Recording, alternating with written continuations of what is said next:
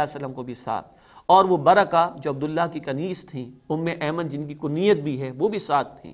واپسی پر آمنہ سے وہ جدائی برداشت نہ ہوئی اور واپسی ہی پر ان کا انتقال ہو جاتا ہے۔ گویا 6 برس کے ہیں اللہ کے نبی صلی اللہ علیہ وسلم، اور ماں کا سایہ بھی اللہ سبحانہ وتعالی نے واپس لے لیا۔ توجہ کیجئے، دنیا میں آئے والد نہیں تھے، 6 برس کے ہوئے تو ماں کا سایہ بھی اٹھ چکا ہے، اور آگے اگر ہم دیکھیں تو اللہ کے نبی صلی اللہ علیہ وسلم کا کوئی بھائی بھی نہ تھا، اور آگے ہم دیکھیں تو اللہ کے نبی صلی اللہ علیہ وسلم کی 4 بیٹیاں تو بڑی ہوئیں، بیٹے چھوٹی ہی عمر میں انتقال کر گئے۔ یہ وہ دنیاوی ظاہری اسباب ہوا کرتے ہیں کہ جن پر انسان کا کچھ تکیہ ہو جایا کرتا ہے، یہ تمام اسباب ہٹا کر اللہ رب العزت نے اپنے نبی صلی اللہ علیہ وسلم کو کھڑا کیا ہے۔ اس پر ہم بات کریں گے انشاءاللہ آخر میں، کہ آج ہم کبھی دیکھتے ہیں کہ ہمارے پاس وسائل نہیں ہیں، ہم تو بڑی مشکلات کے اندر ہیں، کیسے وہ کام ہوگا جو محمد کریم کا کام تھا صلی اللہ علیہ وسلم۔ ذرا دیکھیے کہ والد بھی نہ تھے، والدہ کا بھی بچپن میں انتقال ہو گیا، بھائی بھی اللہ نے کوئی نہ دیا، بیٹے بھی اللہ تعالیٰ نے کوئی نہ دیے، ان تمام معاملات سے اللہ کے رسول کو اولاً گزار دیا گیا تاکہ کل کوئی امت یہ نہ کہے کہ مجھ سے تو دین کا کام نہیں ہو سکتا۔ اللہ ہمیں اس کی سمجھ عطا فرمائے۔ اور آگے بڑھتے ہیں، والدہ کے انتقال کے بعد آپ اپنے دادا کی شفقت میں ہیں، عبد المطلب کی شفقت میں ہیں، 2 ہی برس گزرتے ہیں، آپ 8 برس کے ہوتے ہیں، دادا کا بھی انتقال ہو جاتا ہے۔ اب آپ اپنے چچا ابو طالب کی پرورش میں آ جاتے ہیں، گو کہ وہ خود کچھ قسم پرسی کی زندگی سے گزر رہے تھے، لیکن بھتیجے محمد صلی اللہ علیہ وسلم کو انہوں نے گود لیا ہے اور ان کی پرورش بھی کرتے رہے ہیں، اپنے بچوں سے بڑھ کر ان کو چاہنے لگے ہیں۔ اللہ کے نبی کی عمر 12 برس کی ہوتی ہے تو آپ ابو طالب کے ساتھ سفر پر جاتے ہیں شام کی طرف، اور وہی مشہور واقعہ ہمارے سامنے آتا ہے بحیرہ راہب کا، کہ جس نے کچھ علامات دے کر ابو طالب سے کہا کہ یہ اس کو سنبھال کر رکھنا، اس میں تو نبوت والی نشانیاں موجود ہیں، اور ہاں خطرہ ہے کہ یہود اس کو نقصان نہ پہنچا دیں۔ تو ابو طالب نے وہیں سے نبی صلی اللہ علیہ وسلم کو واپس مکہ مکرمہ روانہ کر دیا۔ بات اور آگے بڑھتی ہے، جنگوں کے سلسلے زمانے میں جاری تھے، جیسے کہ عرض کیا گیا، جنگ فجار کا معاملہ پیش آتا ہے، جس میں قریش ایک طرف تھے اور کچھ اور قبائل دوسری طرف تھے، اور بتایا گیا ہے سیرت کی کتابوں کے اندر کہ قریش اس وقت اس جنگ میں برحق تھے۔ اللہ کے نبی نے اپنے چچاؤں کا ساتھ دیا، لیکن ہاتھ آپ صلی اللہ علیہ وسلم نے کسی پر نہ اٹھایا۔ کچھ عرصے کے بعد ایک اور معاملہ پیش آتا ہے، وہ علاقہ ایسا تھا، وہ ماحول ایسا تھا، جس کی لاٹھی اس کی بھینس طاقتور کمزور کو دبا دیا کرتا تھا، لیکن فطرت تو سلیم ہوا کرتی ہے۔ سلیم الفطرت انسان کچھ کھڑے ہوئے اور انہوں نے کہا کہ ہمیں مظلوموں کا ساتھ دینا چاہیے۔ جس کسی کو قبیلے کی حمایت حاصل نہیں ہوتی تھی، لوگ اس پر ظلم کرتے تھے، تو طے کیا گیا کہ ایسے مظلوموں کی ہمیں مدد کرنی چاہیے۔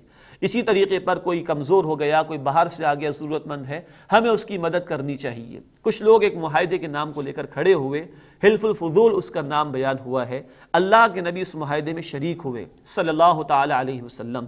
آپ نے فرمایا بھی کہ یہ معاہدہ جو کمزوروں کی مدد کا تھا، مظلوموں کی حمایت کا تھا، مجھے سرخ اونٹوں سے زیادہ پسند ہے۔ اور اللہ کے نبی نے بعد میں یہ بات ارشاد فرمائی کہ آج بھی اگر اس طرح کے معاہدے کی طرف کوئی مجھے بلائے تو میں اس معاہدے میں بڑھ چڑھ کر حصہ لوں گا۔ یہ ہے آپ کا سلیم الفطرت ہونا صلی اللہ علیہ وسلم۔ ابھی نبوت کا ظہور نہیں ہوا، وہ 40 برس کی عمر میں جا کر ہوگا، لیکن یہ فطرت سلیمہ آپ کی تھی کہ مظلوموں کی حمایت، مظلوموں کی داد رسی کے لیے آپ اس معاہدے میں حلف الفضول میں شریک رہے۔ اس کے بعد کی زندگی بھی بڑی پاکیزہ ہے اللہ کے نبی صلی اللہ علیہ وسلم کی۔ وہ عرب کا معاشرہ، وہ مکے کی گلیاں جہاں شراب بھی عام تھی، جہاں جوا بھی عام تھا، بت پرستی بھی عام تھی، اور یتیموں کے ساتھ ظلم کرنا بھی عام تھا، غلاموں کی زندگی جہاں پر اجیرن تھی، اور عیاشی کے سامان بھی وہاں پر مل جایا کرتے تھے۔ بھٹکنے کے لیے انسان کو کوئی زیادہ محنت کرنے کی ضرورت نہ تھی۔ وہاں محمد ہمیں دکھائی دیتے ہیں صلی اللہ علیہ وسلم پاکیزہ فطرت کے ساتھ۔ صرف 2 مرتبہ کا واقعہ نقل ہوا ہے۔ اللہ کے نبی نے کہا صلی اللہ علیہ وسلم، میری عمر کے نوجوان جایا کرتے تھے رقص و سرور کی محفلوں میں، موسیقی کی محفلوں میں، نافرمانی کے کاموں کی محفلوں کے اندر، کبھی ایک مرتبہ میرا بھی دل چاہا کہ میں بھی تو دیکھوں کیا معاملہ ہے۔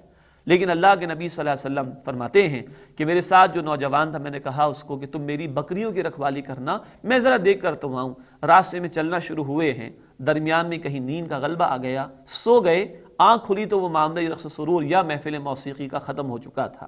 آپ نے فرمایا کہ پھر ایک مرتبہ ایسا میرے ذہن کے اندر خیال آیا، لیکن پھر یہی کیفیت اللہ کی طرف سے طاری کر دی گئی۔ آپ کی فطرت بھی سلیم اور آپ اللہ سبحانہ و تعالیٰ کی کامل نگرانی میں بھی تھے۔